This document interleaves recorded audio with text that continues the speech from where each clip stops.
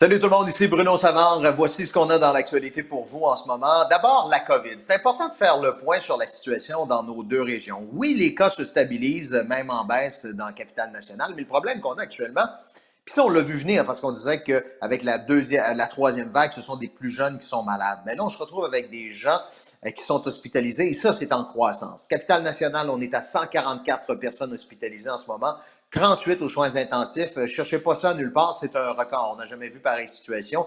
D'ailleurs, on a ajouté une unité COVID à l'hôpital de Saint-François d'Assise. Et dans Chaudière-Appalaches, situation très particulière. Ça déborde aux soins intensifs tellement qu'on a dû envoyer un patient du côté du Bas-Saint-Laurent au cours des dernières heures. Sébastien Tanguay là-dessus. Un premier patient atteint de la COVID a dû être transféré dans un hôpital à l'extérieur de la région de Chaudière-Appalaches pour recevoir des soins. Cette personne est âgée entre 70 et 80 ans. Il est à l'Hôtel-Dieu de Lévis. Il se trouve présentement à l'hôpital régional de Rimouski.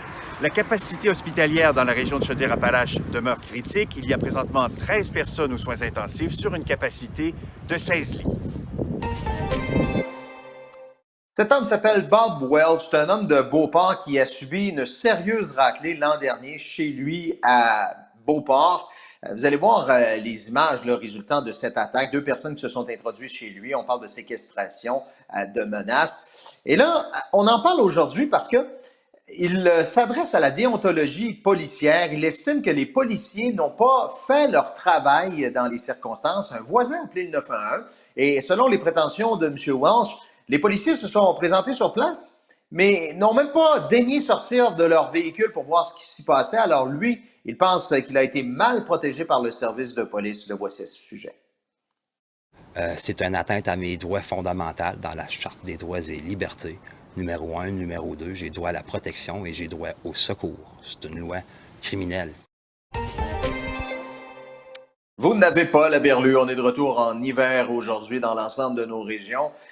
Il y a 15 cm de neige qui sont tombés grosso modo. Là, je sais, si vous commencez à mesurer à l'extérieur, il n'y a pas 15 cm au sol, on parle probablement de 5-6 parce que le sol, n'oublions pas, nous sommes au printemps et beaucoup plus chaud, donc la neige ne s'accumule pas autant sur la chaussée. Bonne nouvelle là-dedans, c'est que les autorités ne déplorent aucun incident majeur, aucune sortie de route, malgré le fait qu'il y a eu ces chutes de neige importantes. Le ministre de la Santé aujourd'hui va annoncer qu'on va élargir la vaccination aux personnes handicapées, aux proches aidants ainsi qu'aux malades chroniques, dont ce sera surveillé au cours de la journée. Puis les cas de COVID, si on vous les présente en terminant, dans la capitale nationale, on est à 150 cas aujourd'hui. Il y a un décès qui s'ajoute au bilan. Et dans Chaudière-Appalaches, 171 nouveaux cas déclarés et 3 décès. Ici Bruno Savard, vous pouvez approfondir tant que vous voulez les sujets d'actualité sur radiocanada.ca ou sur l'appli Info de Radio-Canada. Salut.